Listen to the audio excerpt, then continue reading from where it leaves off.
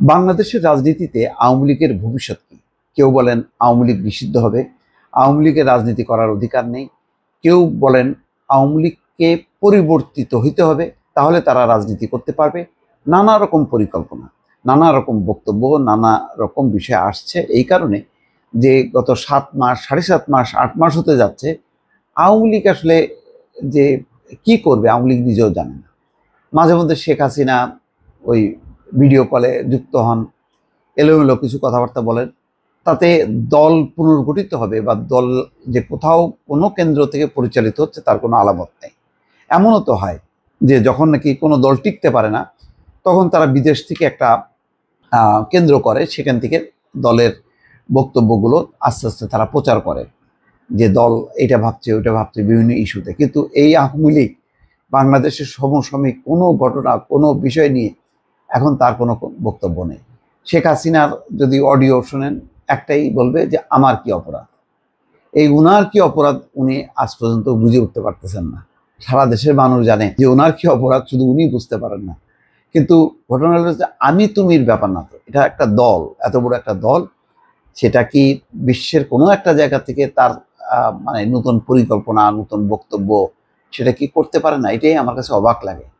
15 বছরে তো খুবই হৃষ্টপুষ্ট হয়েছে, তার তাগড়া জোয়ান হয়েছে, খাওয়া দাওয়া করে অর্থবিত্তে, তাদের তো সম্পত্তির অভাব নেই।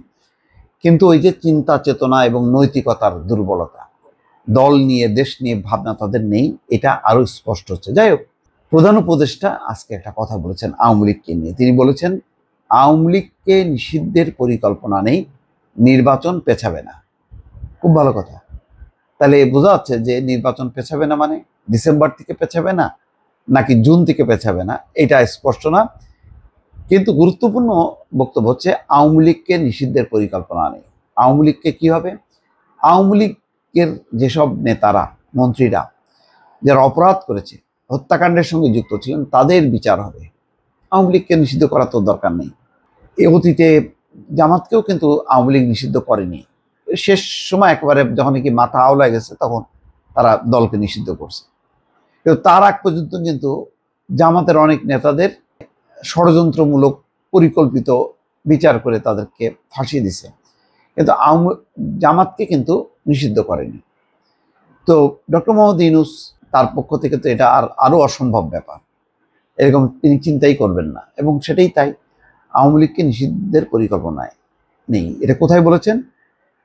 ইন্টারন্যাশনাল ক্রাইসিস গ্রুপের প্রতিনিধি ডক্টর কমফোর্ট ইরো, দেখা যাচ্ছে যে ওনারা দুজন বসে আছেন, সেখানে তিনি বলেছেন, ডক্টর ইউনূস বলছেন যে বাংলাদেশের অন্তর্বর্তী সরকার কোনো দাবির প্রেক্ষিতে ভোট বিলম্বিত না করে নির্ধারিত সময় নির্বাচন অনুষ্ঠানের অঙ্গীকার করেছে।